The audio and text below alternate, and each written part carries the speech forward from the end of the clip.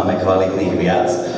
Aj už ocenení futbalisti mali vybrať trénera roka a okrem spomínaného Janka Kozáka tam najčastejšie zaznelo jedno meno.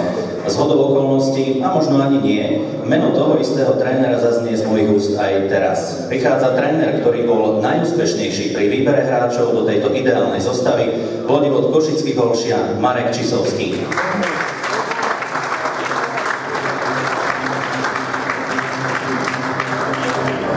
A ocením ho prichádza pán František Ferenc.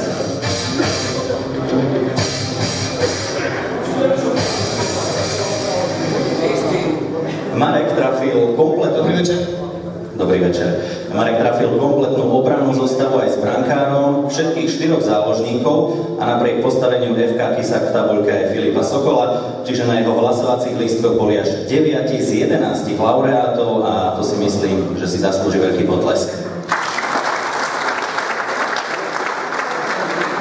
Marek, ty vo voľnom čase asi spolupracuješ so stavkovými kanceláriami. Tak trošku.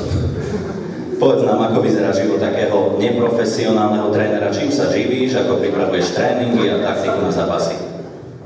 Živím sa poctivou prácou, pracujem v listve a tréningy prispôsobujem podľa toho, ako mám smeny, dodarujem na smeny a bežný život. Marek Čisovský,